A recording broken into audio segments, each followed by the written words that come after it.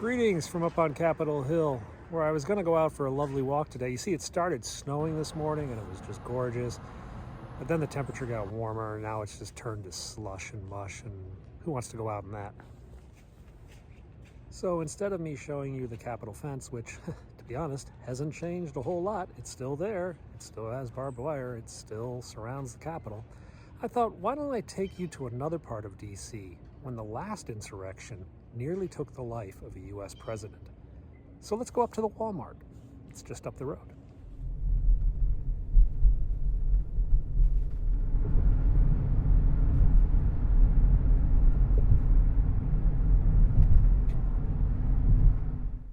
So as is typical in Washington, D.C., there is a motorcade. And when there's a motorcade, there's a traffic nightmare. I'm going to try to jump out here and get up on top of this overpass and see if I can film it.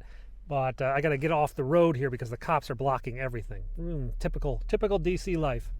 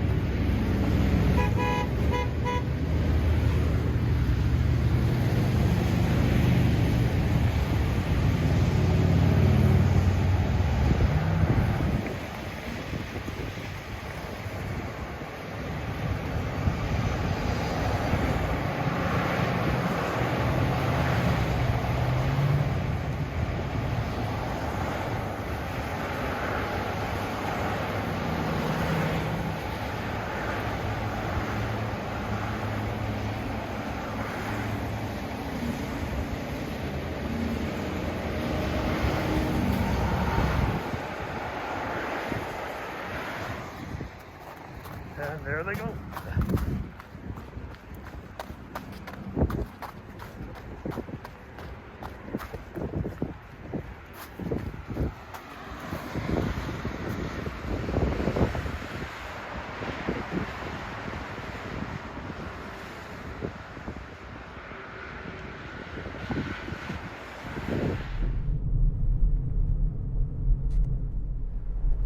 There's a diplomat car driving like a maniac.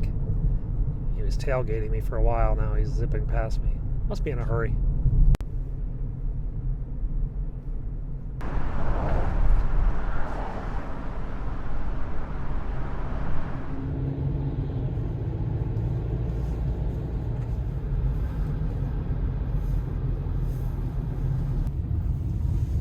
Okay. There's a Walmart on the right and a McDonald's on the left, and then we just go to Quackenboss Street and we make a left on Quackenboss, and it's 1 block away. Let's see if we can park. Hi guys, welcome to the edge of the District of Columbia. I am up on Quackenboss Street off Georgia Avenue, very, very near the Maryland state line. This is about as far north in D.C. as you can go. The reason I brought you up to this far northern part of D.C. is to show you the farthest advance of Southern forces during the Civil War. You see, we're at Fort Stevens in Washington, D.C., and it was at this fort that the South tried to invade Washington, D.C. During the Civil War, a series of forts was built around the Washington, D.C. area. Some of them are still in existence today, like Fort Stevens, which is maintained as it was during the battle, and Fort Reno, where you saw me going sledding the other day with my kids, Fort Totten, which is a subway station, Fort DuPont, an ice skating rink. There are many, many different forts all around the city, connected by Military Road, a road that still is used today by commuters to cross the city. On July 11th and 12th of 1864, General Early of the South led 10,000 men on an assault on Washington, D.C.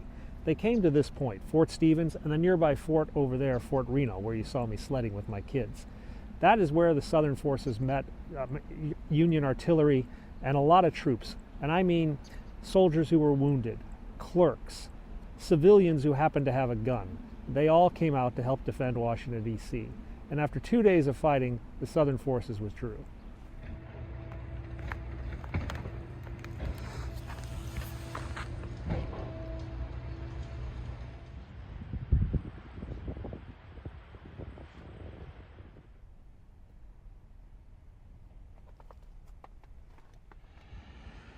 There's a moat on the outside, or a trench.